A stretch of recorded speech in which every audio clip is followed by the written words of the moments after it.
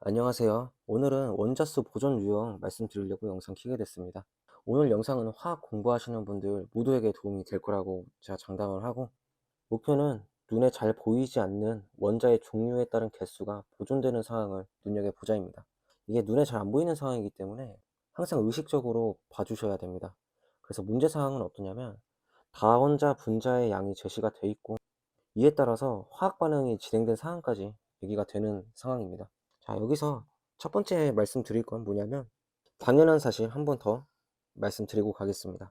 원자의 종류에 따른 개수는 반드시 보존됩니다. 이때 주의해야 될 점은 반사적으로 화학 반응식 쓰지 않기입니다. 이와 관련된 9월 4번을 보자마자 AB 더하기 B2, AB2에 대한 반응식을 적지 않습니다. 이제 이와 관련된 해법은 여기 원리 2에서 물질의 양이 제시되지 않은 비율 문제의 경우에 깔끔한 숫자값을 지정하자라고 되어 있습니다. 이게 무슨 뜻이냐면, 이 문제는 반응 전후의 밀도비를 구해달라고 되어 있습니다. 이는 반응 전 부피, 그 다음에 반응 후 부피의 비율을 구해달라는 뜻이랑 똑같습니다.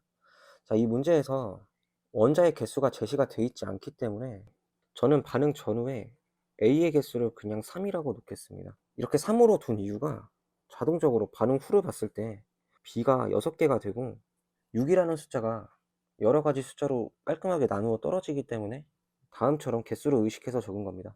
그러면 반응 후에 산몰이 있다는 뜻이고, 반응 전 AB라는 분자도 산몰이 있는 거고, AB에는 B원자가 이렇게 산몰이 있는 거니까 여기 B2라는 분자는 B원자가 산몰인 1.5몰이 존재해야 말이 맞을 겁니다.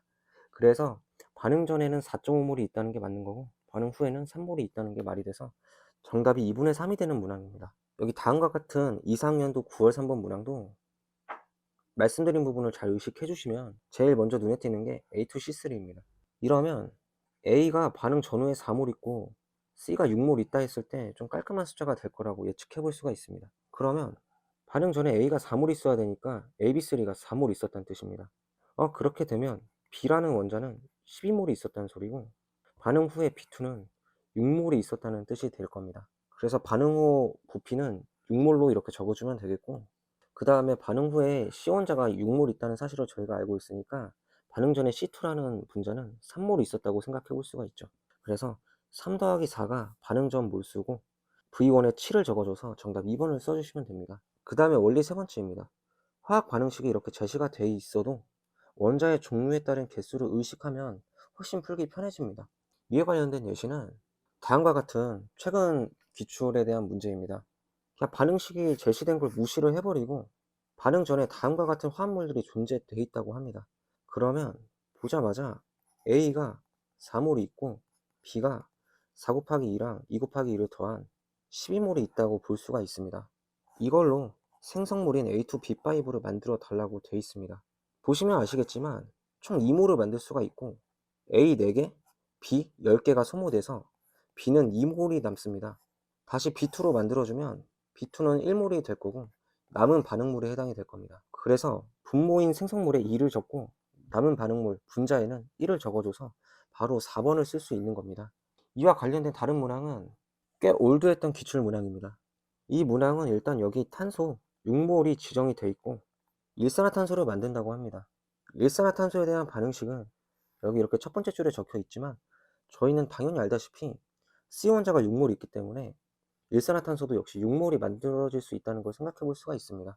자, 일산화탄소 6몰로 여기 산화철을 철로 만들려고 한다고 되어 있습니다. 산화철은 크게 문제에서 제시된 두 종류, Fe2O3랑 그 다음에 Fe3O4가 있습니다. 이때 문제에서 제시된 상황은 CO를 이용해서 각각 순수하게 철이 얼만큼 만들어질 것이냐를 묻는 문항이었습니다. 그러기 위한 두 번째 반응식을 좀 해석을 해보려고 합니다.